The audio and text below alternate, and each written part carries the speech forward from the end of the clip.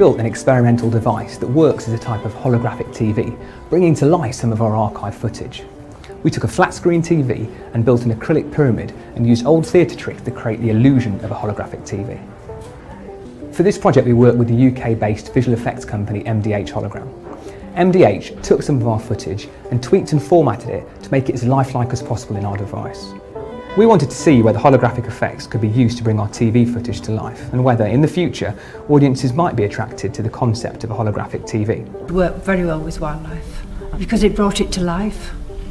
You felt as if the animal was coming towards you and you could maybe touch it.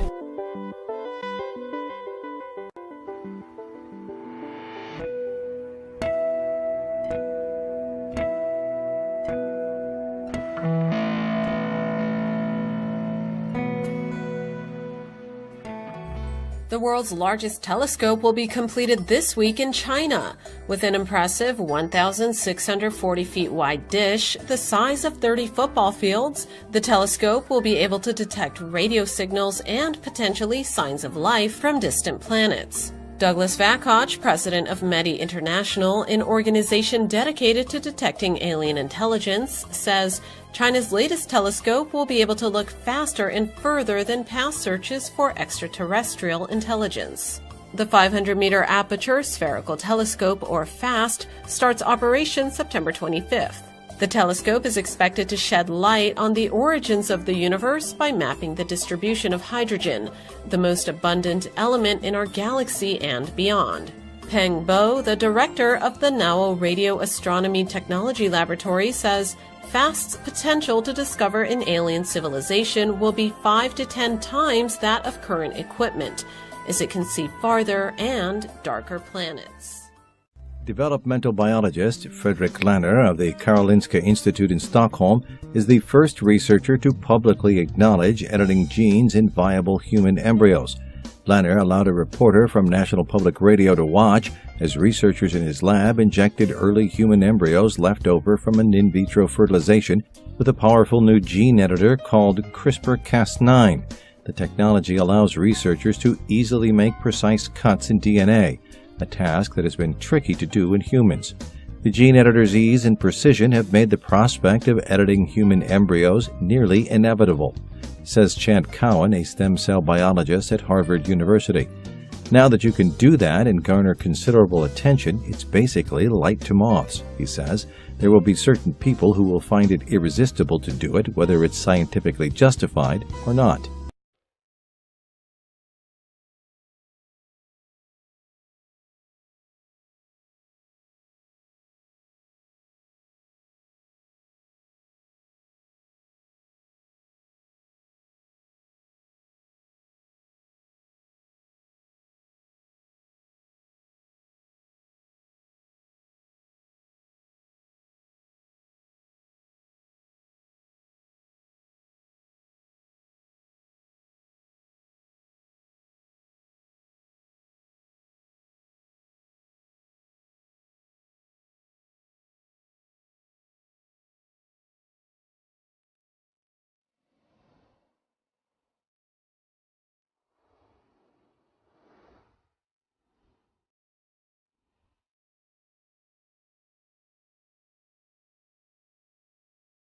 Cuidándolas, que no vengan a sacar sus huevos, que no la vengan a matar, que no la maten los perros, los opilotes.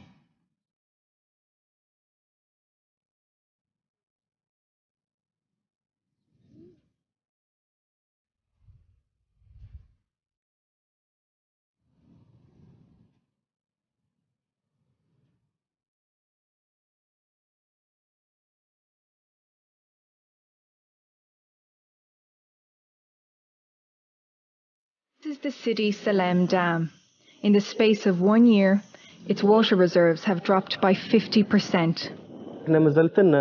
We still have a month left of consumption before we get to the strategic reserve. In other words, if there's no rainfall by the end of September and we have no other water resources, we will have to use the strategic reserve, and that's a very dangerous situation. The summer of 2016 was one of Tunisia's driest on record. costing the agricultural industry more than $890 million. This is one of the country's many olive farms. The sector employs around 10% of the population, with Tunisia producing more olive oil than Italy, Spain and Greece. But for several years now, farmers have been battling drought. All we can do is wait for rain, God willing. On the southern shore of Utah's Great Salt Lake, more than 100 boats are sitting high and dry in a parking lot, unable to sail the shallow, drought-stricken sea. North of the nearly empty marina, salt-loving bacteria thriving in the low water has turned the liquid pink. The massive lake, key to the state's economy and identity, is skirting record-low levels after years of below-average precipitation and record heat. A few dozen lawmakers are taking a road trip Thursday and Friday to see the problems firsthand and learn what they can do to help, besides praying for more rain and snow this winter. In northern Iowa, a second night of heavy rain has pushed rivers out of their banks and forced people out of their homes in Greene and Clarksville. A levee on the Shell Rock River has already failed. Authorities in Iowa are bracing for what could be record-breaking high water.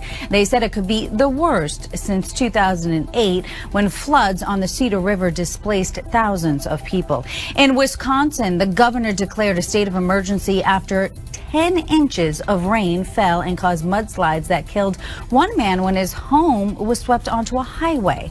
And in Minnesota, a foot of rain fell in Wasaka County, closing multiple roads and highways. Now, more rain is expected this weekend, which could worsen these floods.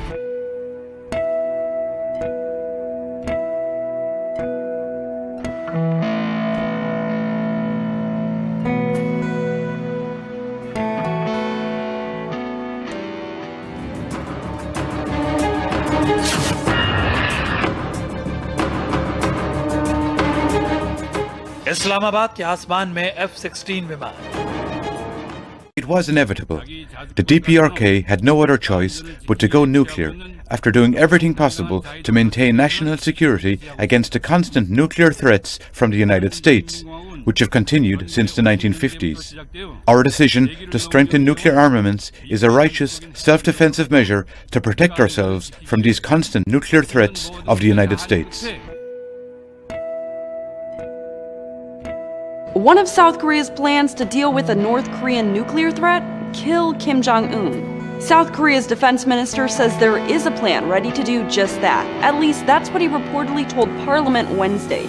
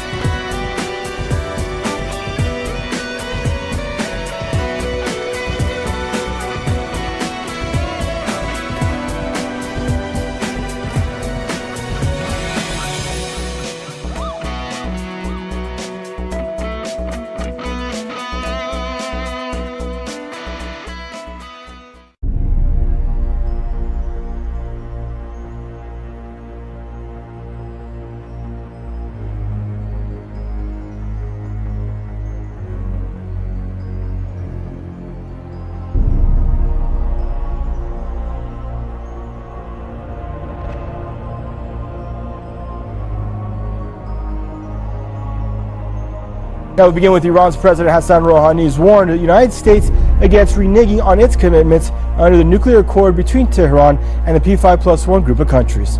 The Turkish president has accused the U.S. of supplying more weapons to Kurdish fighters in northern Syria.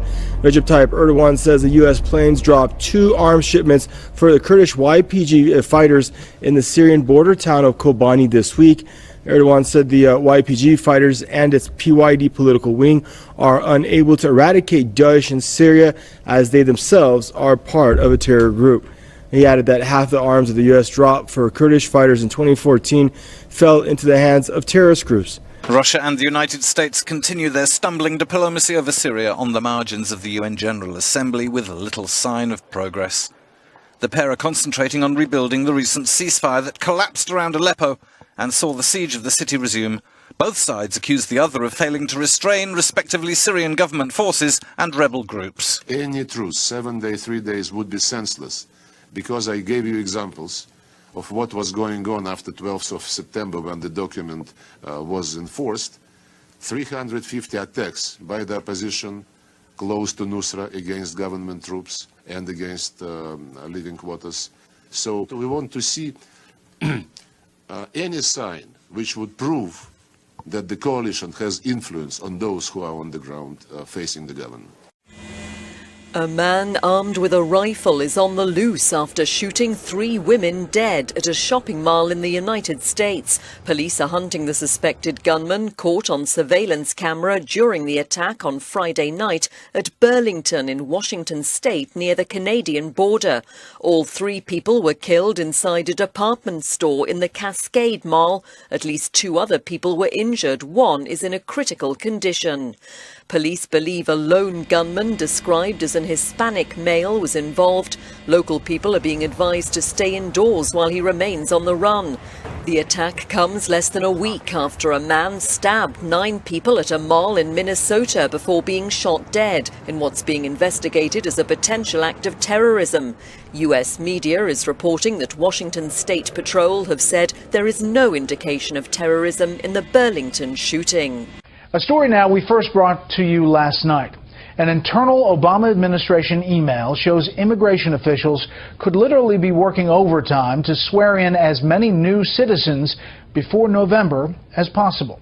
The Department of Homeland Security is being accused of an election year immigration push that could create thousands of new voters. In a letter written by Republican Senators Ron Johnson of Wisconsin and Chuck Grassley of Iowa, addressed to DHS Secretary Jay Johnson, the senators question a U.S. Citizenship and Immigration Services email sent to the Houston field office, encouraging staff to work overtime, including weekends, saying in part, quote, "The field office, due to the election year, needs to process as many of their N-400 cases as possible between now and fiscal year 2016. On the campaign trail in Wisconsin, Senator Johnson says the maneuver is very suspicious. If they're starting to prioritize citizenship prior to an election, it tells you something. I think you can make certain assumptions. The White House Budget Office is back in business with another fiscal shutdown looming over the federal government. A short-term funding bill failed to pass the Congress again, falling in line with the new trend from the legislature. In recent years, lawmakers on Capitol Hill have been hard-pressed to agree on anything, including the federal budget. Their reluctance to pass a fully funded bill has led to a revolving door of deadlines and stopgap measures to fund the government. But the White House is not waiting around. Instead, OMB is preparing for the end of the federal fiscal year, which is only a week away. Most records are meant to be broken, but when the Department of Homeless Services announced earlier this week that 59,698 people in a single night slept in a shelter, it wasn't the kind of record we're celebrating. Days earlier, I met with DHS Commissioner Stephen Banks. So the most pressing problem is to keep a roof over people's heads and to get people out of the shelter system and into housing. Banks spent more than 3 decades addressing income inequality and advocating for residents with a legal aid society. But his role as commissioner has made him a lightning rod for some, like in Maspeth, where DHS is proposing a hotel be turned into an adult shelter. It's a problem that didn't happen overnight. It's not going to be solved overnight, but we have to keep focusing on making sure that people have a roof over their heads every night. It's a legal requirement in New York City, but it's also a moral obligation for us to make sure that our fellow New Yorkers don't end up on the streets. According to Banks, between 1994 and the present, there's been a 115% increase in homelessness here in New York City. He says there's a number of contributing factors, among those the loss of 400,000 affordable housing units. The de Blasio administration rolled out a plan about 5 months ago. It focuses on investments on the front end, like $62 million set aside for legal services to prevent folks from being evicted. Also, rental assistance, bridging the gap between what people can afford and what rent is. The survey shows the Eurozone economic growth has slowed to its weakest pace since January 2015. The report by data monitoring company IHS Markit suggests that growth was sluggish in September and that authorities need to do more to bolster activity. Based on the survey, activity in the services sector hit a 21-month low. The services sector typically accounts for around 2/3 of economic activity in a developed economy. The 19-nation Eurozone economy grew 0.3% in the 3 months to June, down sharply from 0.6% in the first quarter. The Eurozone economy has been bumping along for years in a subdued recovery from the 2008 global crash and the ensuing debt crisis. You're free hood, brother. That's right, brother. Thank you, man. That's right. Thank you for being out here and being peaceful.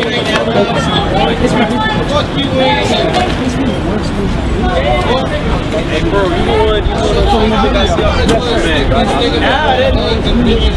one I love you. I've been seeing you all the time. Hey, you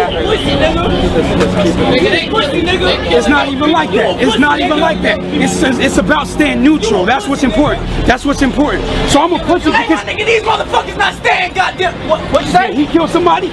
Did he kill somebody? Nigga, that fucking squad did that shit. Somebody? Mind you, that was my motherfucking family. I understand that. I understand that. I hurt just you like a fuck nigga for standing behind him because he's black and they kill joke people. Just take off that bag.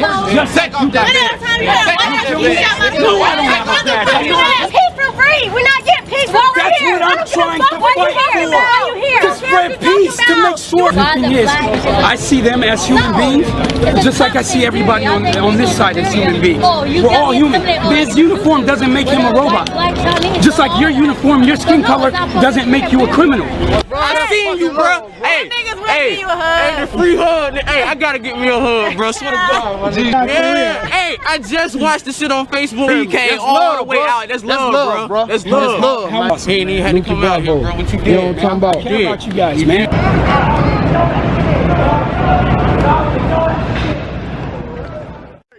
All the gangsters in the house. All my gangsters in the house. What's up? What's happening, nigga? Come on. It's peace, nigga. Please move. Come on. Let's do this right here. Come on. All my gangsters out here. What's up?